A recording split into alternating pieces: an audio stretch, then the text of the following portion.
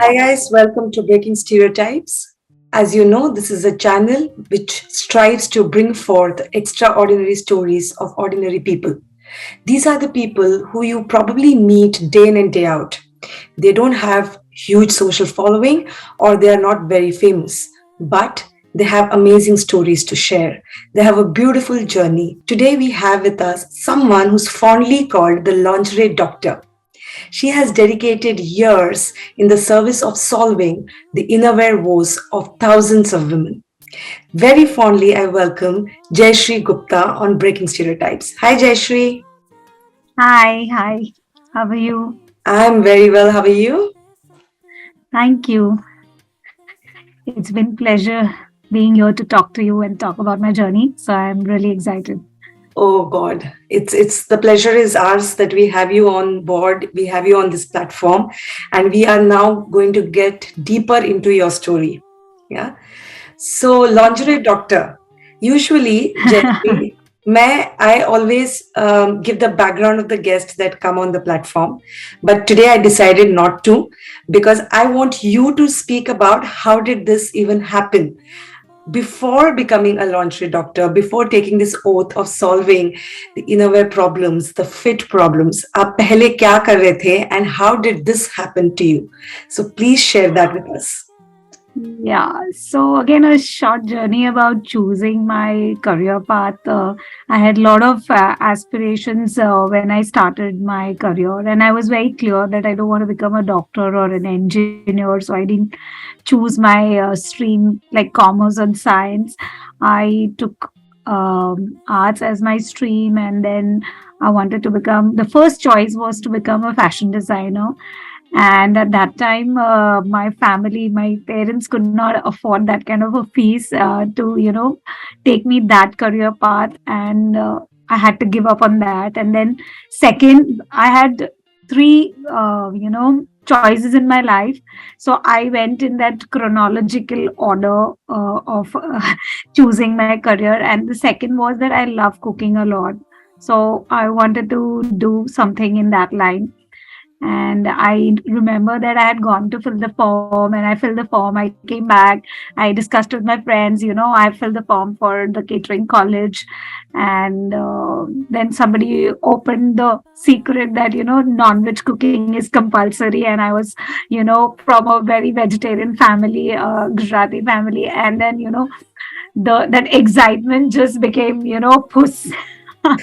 So but still cooking, I'm still fond of cooking. That doesn't leave me from not making the second career path.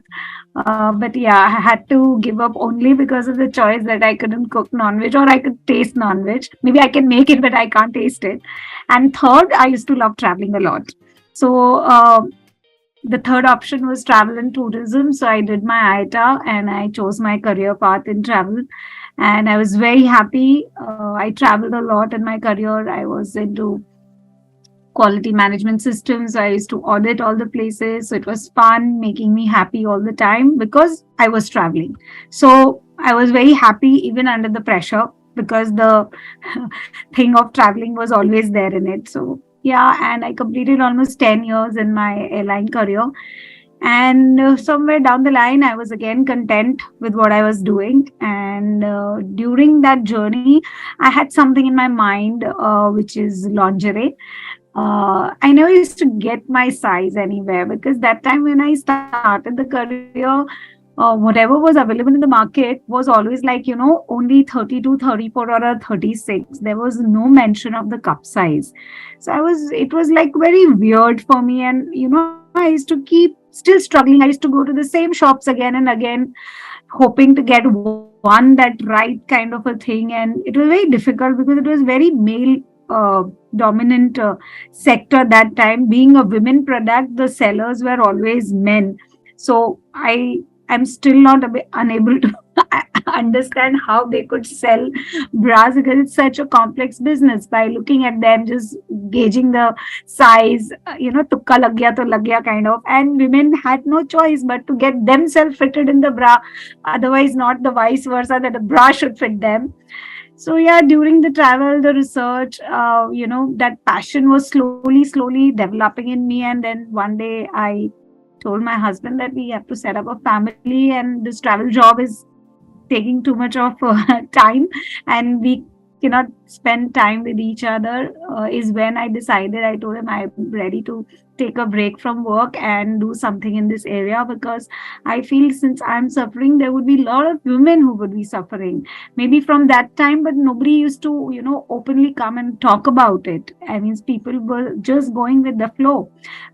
When we talk about clothes, clothes is something that you just buy, or take it, alter it. You can do a lot of things with clothes, but with lingerie, it's like time you bought it, it fits, otherwise it's in the dustbin, or you can't do anything, or you donate it. It's that were the only things left. And that's how my journey started. I started my research, and then I went to London.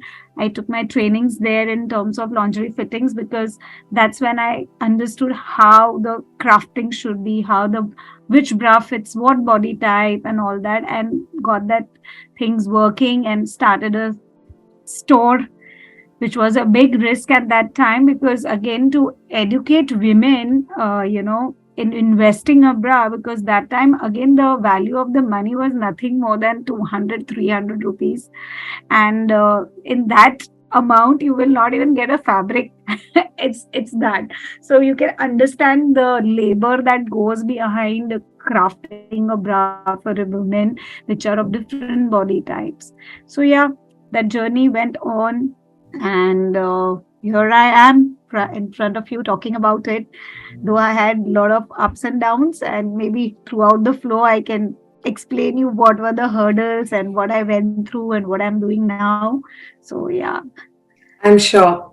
But, I think the point that you made about that, why were men selling women innerwear when it is so exclusive in terms of size, in terms of fit, body shapes, etc.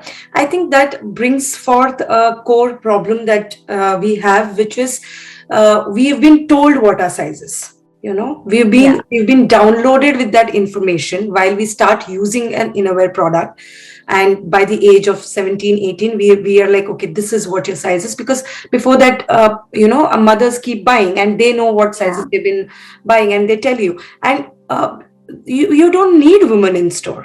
You have to just walk in and tell the same information to whoever is there, male or female, and the person has to pick it from the stand and give it to you. And hence it's never been thought so that it's a male shouldn't be there because fitting is necessary, talking about it necessary is necessary. So yeah, that brings forth a core problem that does exist in the lingerie business or the innerwear industry. It's changing for sure. I do see change. I've been associated with innerwear industry for 6 years. So Yeah. um, however, what about, I do get it. I get it that the problem statement for you was your fitting, right? Nothing you could find that fits you very well. Yeah. You took that problem statement, you saw that it really exists for many more women out there, and you said, let me solve it. But Yeah. neither did you come from a garment background, nor did you Yeah. come from a design background. Yeah. You never had a vision to be in a retail industry, to be in an innerwear industry. Can this solving the problem be an enough motivator for you to dive into something so unknown? Like, what is it about lingerie जो आपको एकदम attract किया और आज तक hook करके रखा है? What is that Huh. aspect? It's basically, the struggle that women face, and when I meet them one on one, and they really tell me you're really a god sent person to me, that we could find our right size and the right fit, because a lot of women go through the discomfort, and the if a lot of effects of wearing a wrong fitted bra or a ill fitted bra, like a neck pain, back pain. you know Women on the heavier side has more struggle, and that is really terrible. They go to doctor, they go for treatments, they go for physiotherapy, but the only one right bra can solve a lot of things for a woman. And when I started this fit studio, as you said, male cannot go in a fit room and do fittings for women. And that's how, I feel that this has to be more women oriented industry. Maybe operations or the other verticals Back men end, can yeah. manage, but this area which is a very personalized and Which is taking customer women under the facing, which is confidence. personalized. Yeah. Yeah, personalized fittings, and also to educate women what is a right fit and wrong fit. Earlier it was something like it was given to you, you just wear it. So people, lot of women still are under that influence, this is what is given and we have to wear it. But women herself should know what is a right fit and a wrong fit. So I wanted to create that awareness that when you go and buy a bra, these are the points that you need to look into. This is how the fit should be, this is how your a right fit give you a image confidence that you have, and also no health concerns. So it kept me driving because I kept meeting a lot of women from all walks of life, and maybe due to a lot of other hurdles I wanted to give up at one point, but that women didn't make me stop this. So that motivation was there because I have the external force driving me as well. Please don't give up and continue. So yeah, that's why my journey is still on, and I meet every day lot of women from different walk of life, so they share their stories, and it's fun listening to them, advising them, and then we do our business as well. So yeah, that keeps me going. So I can definitely understand कि जो response आपको मिलता है, that Huh. that satisfaction they have, that Yeah. appreciation they have for what you do, because you're end of the day solving an issue that they have. Yes. Probably that's what keeps you going. Probably that's the Yeah. kick you're getting out of what you're doing. Yeah. But why you, Jayashree? Like, why is it we have major brands in India, right? They have a huge team. They have an entourage of people working for the brand to get better. So, if Mm. I have to ask you, why aren't they doing it? Why is it that it lies on your shoulder? It's something that you saw as a problem statement. Why is it that these bigger brands couldn't see it? And if they did, what do you think they're doing to even solve it? Why are women coming to you and saying you are God sent when there are so many other in the same business? The problem is that a lot of brands, though they start with the same problem issue, that a lot of women wearing the wrong size, so everyone writes the similar stuff on their advertising stuff or marketing stuff, but then nobody is crafting a right product. And since so many years, what my understanding is that manufacturing the standard sizes is more profitable than manufacturing the wide range of sizes, is what my understanding is. Like, for example, in India, the concept of lingerie fitting is like, as I said, 32, 34, 36. And now a lot of brands are talking about the cup sizes like a B, C, D, double D, E, F. Okay. But after that certain limit, it stops somewhere. So body types are not, you may be a D cup and you may be a 32 band size. You may be a F cup, but a 32 band size. But what happens, since the manufacturing stops at certain cup size, they try to give you a bigger band size, because here the manufacturing is like that, if the cups goes bigger, the band also goes bigger, because then you get enough coverage. So there is a mismatch of the fitting. Like, if I'm a very skinny person and a top heavy person, I would need a specific crafting, which is very difficult to get in India. So what happens, they eventually end up wearing the wrong bra. And to manufacture only 40 sizes, irrespective to manufacturing 120 sizes, is a lot more inventory and a big investment. But they don't understand that if we start doing that, is where there will be more business as well. But they are, I guess, don't want to take the risk. But I feel, if you don't take the risk, how will you reach people? How will people know about it? So when I started this concept, definitely my sales figure went up gradually. I'm a small entrepreneur. I had my own limitation of investments and funding and going and reaching at level. But this is still the need after, in spite of having a lot of big brands now, lot of fit studios having. Earlier the issue was like a small stores, male oriented stores and all that, but now it is not that the problem. It's like we have fit studios, we have brands where girls are working, but the product doesn't talk about it. And again, the training given to the sales girls is not, up to the mark. So if I have taken training for the brands as well.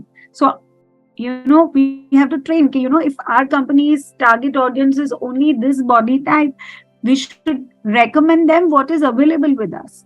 If we don't have it but don't fit in the wrong size, because Absolutely, it is a yes. lot of damage to women. I Yes. mean, I feel it is a damage. It's not only profit making. You should make money, you should earn money, but not at the At the cost of cost of, women's health. yes. Absolutely. That's true. So, why do you think women are quiet? Why do you think having such grave issues कि आपका size ही नहीं मिलता है? I think Hmm. 50% of your entire phase of life, you are wearing a wrong size, a wrong fit, just because the market is not, available for you. But Hmm. ये topics हम सुनते नहीं है. We do not hear this when we are talking to our friends, we are talking to people we know. If we are sitting with women, having a conversation, in a way topic does not come up, even if that is a problem to people or it's something that they are facing. Why do you think that we have taboo, about talking innerwear, good and bad, both? Why do you think it's still a taboo and we don't discuss it freely? Freely, yeah. But I think it has evolved. Now women have started talking about it. So when you open the social media, a lot of women now have started asking for help. Where should I go? What should I do? And that's why, I have been, tagged over there. You can get in touch with this. So now I think women are changing and they are talking about it, but maybe tier 2 tier 3 city it is still not open up, because again it's related to the intimate wear for women and they are a little shy about it.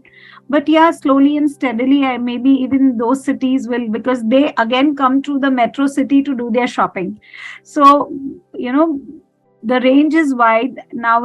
Social media is doing great. A lot of people are having a awareness. Earlier it was so manual, because I remember when I started there was no social media. I had the BlackBerry phone, but we never had the Facebook or a Instagram or something like that. That time only print media used to work and it was so expensive. So for me it took a little while to take that leap on spreading my wings and making that awareness. And but it's when the social media started, my fame became a little bigger than what I was. So yeah, times are changing, but only is that if the big brands actually sit down and think about their manufacturing and the crafting once again and incorporate all the sizes, because again there has to be a market survey on this. Big brands have no platform or a forum where women can go and talk about it and tell about this, that this is what the issue is. And even if the stores they have, the staff has to be trained that much enough that they understand women's feeling and not just selling the bra. They should note down and make a database. These men, the clients, these were the people who came to us and we couldn't fit them in any of the bras. So company should, the brand should collate collate this data and work towards it, maybe That's a slowly and very steadily. We are not asking that you should have 100 styles and just dump in the market. Maybe first bra should be the right bra fit, and eventually that market will also grow. So yeah, that's what I feel. that's very And my valid. vision is to have my own label. That's why I feel it that way. That was my next question. I Okay. think it's very valid what you have said. Customer listening, Yeah. is the key, especially when it comes to intimate wear. Because if you, as a person who's selling, company which is making products, don't put that extra thought into it. Ki I have to take the feedback. I have to listen what people want. is when we can meet the requirements rather than having a mass production, rather than Yes. appealing to mass. That's a beautiful point you made. Um, and I know that's the niche for you, because जिनको लगता है कि कोई नहीं सुन रहा है, जिनको लगता है कि कहीं मिल नहीं रहा है, are the people who finally turn to you, and you have built a wealth of experience in catering to such clientele, which I think is a great service. For me, it Yeah. is a service, because Yeah. more than business, more than anything, it's just about being there. And the fact is that wrong fit does have implications. you know Yes. that's something, the awareness lacks. And जब आपको ये awareness आ जाएगी, then when you see yourself in the longer, I mean, imagine if we even buy a pillow or a mattress, we are so concerned, ये 5 साल बाद will it give me back pain, will my spine suffer? And that's how Yes. we have, line of pillows and line of mattresses that constantly say this is good for your spine. Then why Yeah. is it True. not for the innerwear? Because in the long run, Innerwear. that's going to affect you. Yeah. So yeah, I think we really need to urge women to um, think about it, be aware, choose the right product, and if they can't find it, they come to you. Yeah.